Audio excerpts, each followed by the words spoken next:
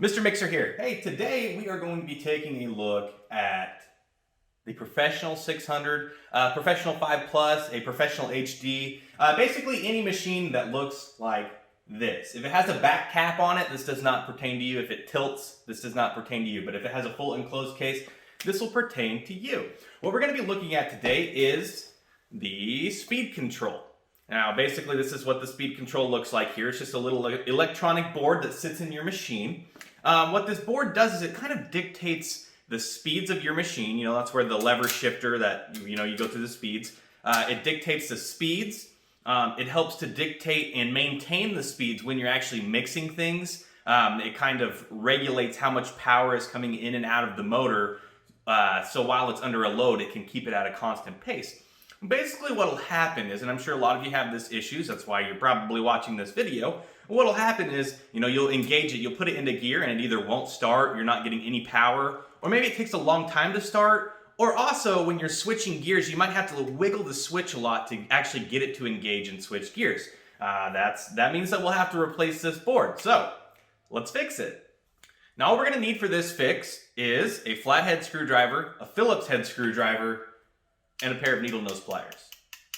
Alright, let's hop right to it. The very first thing we're going to want to do is remove this band right here, guys. All it takes is a Phillips head screwdriver. You definitely do not want to use power tools for this. Do it all by hand. It's not that hard. It makes sure that you're not stripping anything out, not ruining anything on your machine. So yeah, take out that screw. Place it. I usually place it just right there in the base of the machine.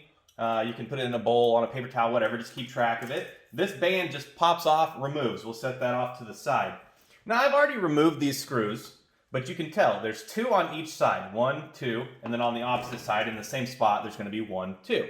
We'll go ahead and remove those. It's just another Phillips head screwdriver. Now this case then is ready to just lift away. Some of them don't lift quite that easy. You might have to wiggle it a little bit, but it'll come right off. You might have to shimmy it, but it will come off. Alright, let's take a close-up of this board real quick so you guys can see. This is how they connect. There's just little prongs, and then these connectors just connect onto those prongs.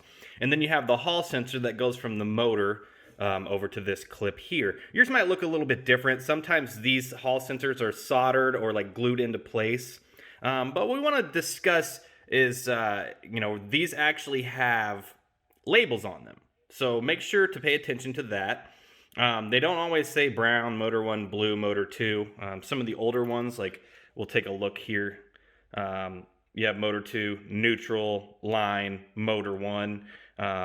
You could tell that the prongs are a little bit different size. The motors are a little bit smaller than the power end lines. The reason it says brown and blue here, other than neutral and line, that's the same thing. Blue is going to be your neutral, and brown is going to be your hot wire, your power that's coming into the board. Now, as you can tell, I've marked these 1, 2, 3, 4. I recommend you do the same. It just helps you put them back into order a little easier. Again, it may look a little bit different than your old one. Like your old one might have an offset, prong there. That's just kind of how the boards have changed over the years. Here's another example of the differences in the boards. This, if you buy from us or buy new, this is the board that you will be receiving. You can tell it's a lot different. They're not in a line and there's not even one offset. There's 2 that are offset and 2 over here, right? Same thing, the black is going to be your hot line and then the neutral is going to be your neutral. And then you have motor 1 and motor 2. So when you take them apart and you replace the board, you just, you put your motor 1 and motor 2. These are actually interchangeable. It doesn't matter. So if you accidentally put the motor 1 on the motor 2 or the motor 2 on the motor 1, it's not going to be an issue. It's going to run normal. You just want to make sure that your hot line and your neutral line are in the correct place. Also, if you take a look, this is what I was talking about when they're glued into place and actually soldered on the back side. The new ones don't actually have a clip on them. So, this is what you will receive when you order from us or you order a new part. One more thing here about these old style boards before we get started with the repair. If yours looks like this, it has this little regulator here with 2 tabs on it and wires coming off. If you're replacing this, you'll have to replace the power cord as well, because what's happening is with the old style, the power comes into this regulator and then comes out into the machine, instead of with the new style, we'll take a look here. See, it does not have the regulator where that one was. It actually just goes direct from the power cord into the motor. And so you cannot use the old power cord with the new style board, so you'll have to replace that as well.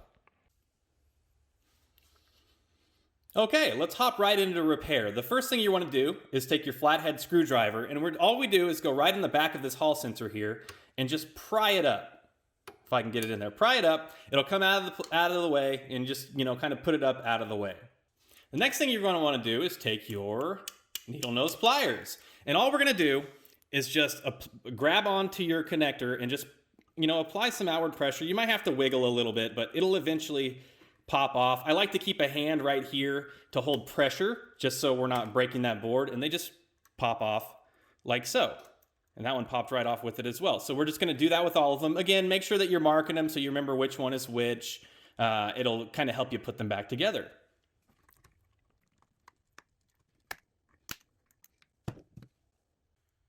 Now to remove the board, simply turn the machine around. You'll locate these screws. There's one here, and there's one right here. It just takes a Phillips head screwdriver, and all we're going to do is remove those screws.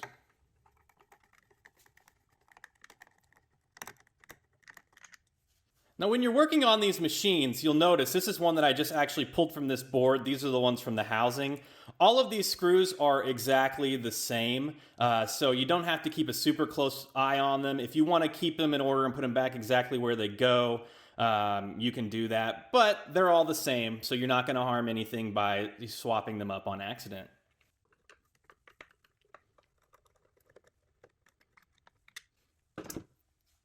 Now with both of those screws removed, the board is now ready to just simply be pulled out of place. Now we're ready for the new board. To install, we just simply do everything in reverse. So what we're going to do is just seat it back down into place, like so, and then we'll go ahead and put our screws back in. Now be careful when you're tightening these screws back into place. You don't want to make them super tight, just get them a little bit snug. Reason being is if you over tighten these actual plastic clips right here will actually break, and it'll render this board useless. It won't be able to seat into place anymore, and you'll have to replace another new board. And they're not super cheap, so this is something that you want to stray away from. So make sure you're just being really careful when you install these boards.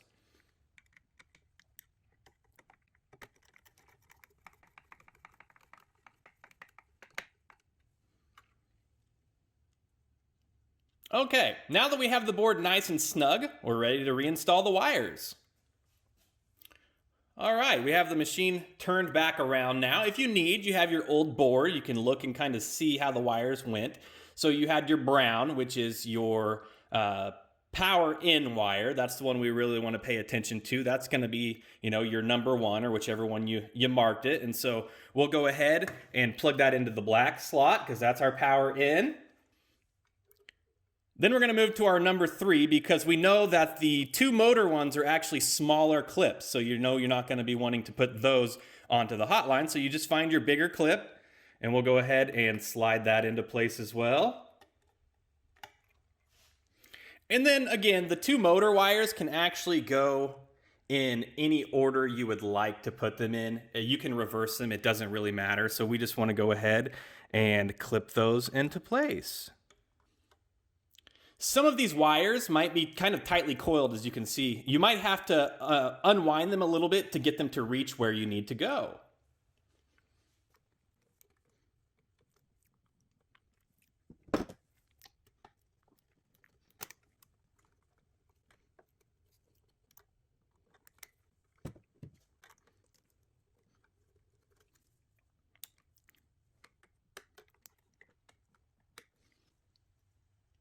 All right, now that we have all of the wires into place, now it is time to install the hall sensor.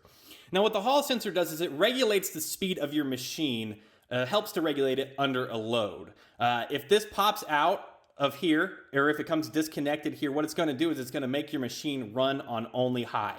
So if you click it into first gear, it's going to go immediately to high speed. Now, if you have an older style board, sometimes you can just replace the clip. If yours does not have a clip on it, some of the newer styles, you will have to replace this entire board.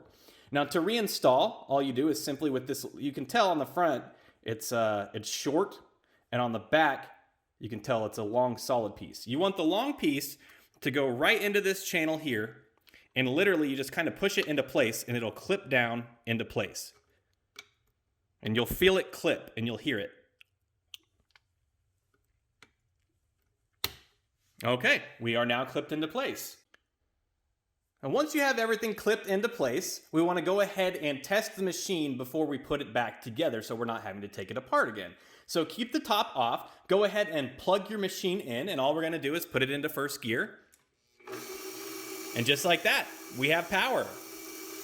I always test to make sure that it goes through all of the speeds.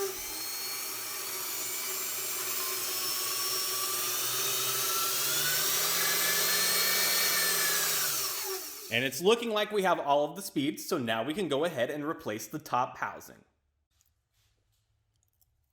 All right, now we're ready to piece the machine back together after you've inspected everything and you have your new board installed. What we're gonna wanna do is literally just repeat the same process in reverse. So we're gonna take our upper housing and we're just gonna slide it down into place, like so. Again, you might have to wiggle it a little bit to get to seat. One thing that you definitely want to do is make sure when you put it in place that you check these screw holes here and make sure that they're lined up so you're not stripping everything out. You know, you might have to just wiggle it or adjust it just a hair. And then yeah, now we'll go ahead and reinsert our screws. We have 2 on this side, and then in the exact same place on the other side we have 2 over there as well. Let's do it.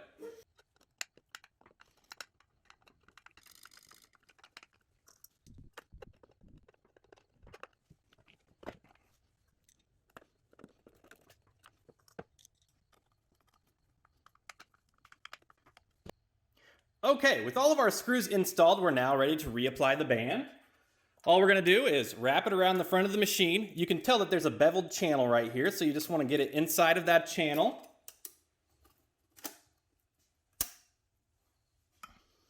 And then we'll come to the back of the machine, and all you want to do is line that band up with the screw hole right there and insert your screw. Don't over tighten this screw, otherwise you will strip out this upper housing and you'll be required to replace this entire upper housing to keep your band on tight.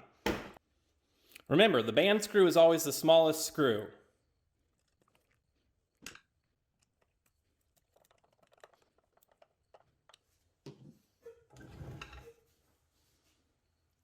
And just like that, the job is complete. As always, thanks for watching. If you love this content, make sure to give us a like and subscribe. It'll help us kind of get our content out to more people. The more people that see it, the more people we can help. If you need any parts or attachments or grease, or maybe you just want to check out some of our awesome products or maybe some of our cool merch, you can visit the Mr. Mixer store at mrmixer.store.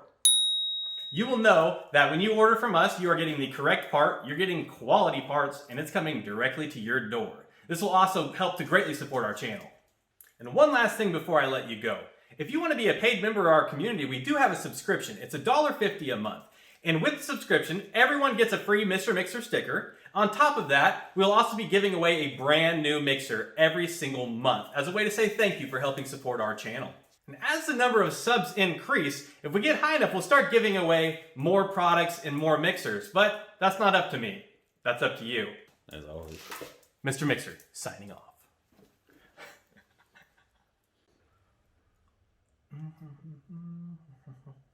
Let's get into a flow. Do you want the snaps? I like the snaps, man. I'm a snappy guy. Hey, Fonz was cool. The Fonz was cool. I need a leather jacket. You do. Okay. Go ahead. Is it still recording? Also, if you need any parts, grease, gaskets, anything that you need to keep your machine alive forever, there's not a machine behind me anymore, but there was. I'm going to redo that. Yeah, shh. They didn't see that.